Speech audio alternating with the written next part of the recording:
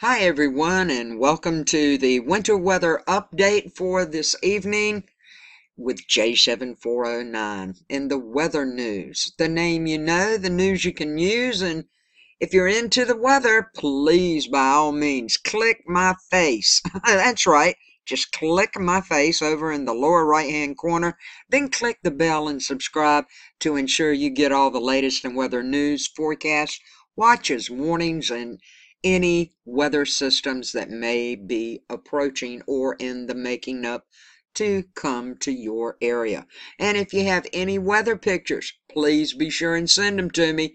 Click scroll down underneath this video, or show more rather, and then scroll down. Click show more, scroll down.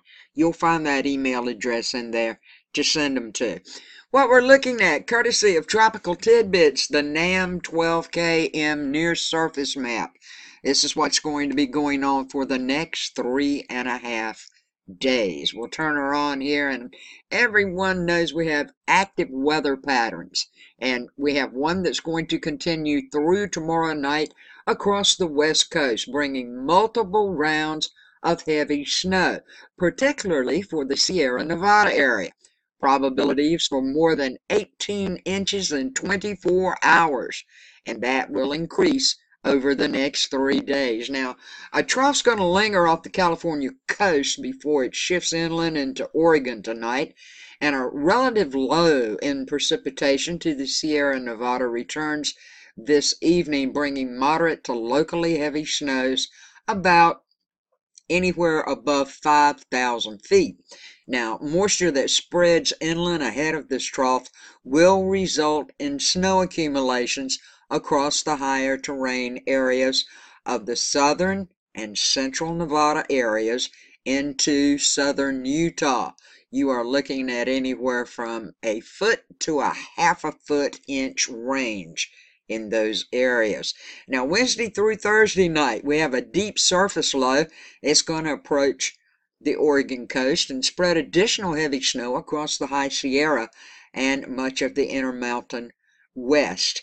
Now, it's looking like totals across portions of the Sierras will be several feet in the High Sierra and several inches elsewhere.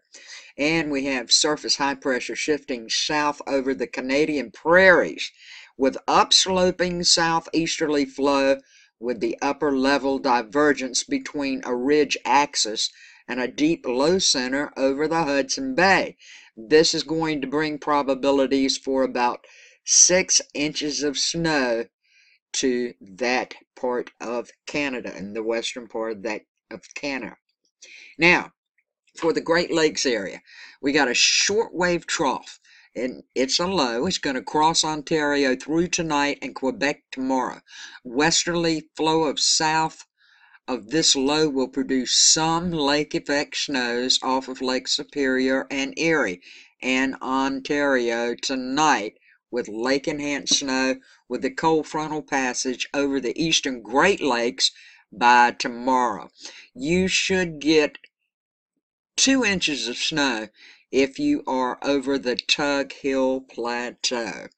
Moving right along, southern stream shortwave trough crosses the Central Plains tomorrow night with some surface low development. Now, as it moves up the Ohio Valley tomorrow, or Thursday rather, and then into the northern mid-Atlantic Thursday night, this is a very progressive trough. It looks to start with a narrow strip of snow and wintry mix on the north side of the precipitation shield over Kansas and Missouri. Now, Wednesday evening, as it interacts with an abundant high pressure to the north, the swath broadens as it shifts northeast with the chances for 2 inches of snow increasing over Pennsylvania and New York. East of the Appalachians, a cold air damming wedge from a leading surface high. It's going to make for sub-freezing temperatures north from the central mid-Atlantic. All the models are depicting the wedge eroding by Thursday night, with flow becoming southerly. However, this is a common struggle for the models. It could stay cold. Now, this is a struggle for the models when precipitation breaks out in the overrunning flow. A wintry mix is likely over the central mid-Atlantic, with potentially pockets of a tenth of an inch of ice. Is what it's looking like. So overall, the total should be limited by movement and little moisture connection. And 2 inches of snow is in the making, possibly over the central Appalachians. Now, this is the it's the higher elevations, high over the central Appalachians. And also 2 inches for Pennsylvania and on up into upstate New York. Folks, it's beginning to pan out like I thought it would. Just about a system hitting somewhere every week through the end of the month. Of course, this is the regular 6-hour average precipitation rate from the latest GFS model run, courtesy of Tropical Tidbits. Let's roll her on through. And you can see the systems rolling through right now. Now we start to get into the ice. We're getting into Thursday and what's going to be happening. And my dear friend, Diversity J-Ling up here, Sunday, I don't think you're going to get to see the lunar eclipse, and I certainly hope that you can, but it's looking like it's going to be kind of snowy. So we'll have to wait and see how that pans out for you, okay? Now, as the next system's rolling in, this one's going to be a little harder with a bigger ice line and more heavier snow lines.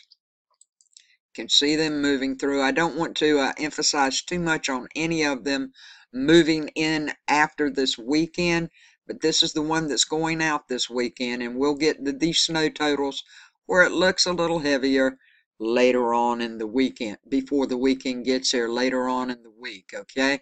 But that's what it's looking like right now, according to the run, which pretty much is like the European model run also. And we finally get rid of that booger by Monday. But I want to stress it's going to be cold, cold, cold, cold all around in here. Okay? So folks, please prepare. Cold out in here. We'll check on through with the next system coming through. And this one is beginning to meet up with that warm, moisture air again. That causes for icy conditions. You can see where the heavier snow is and where the rain is.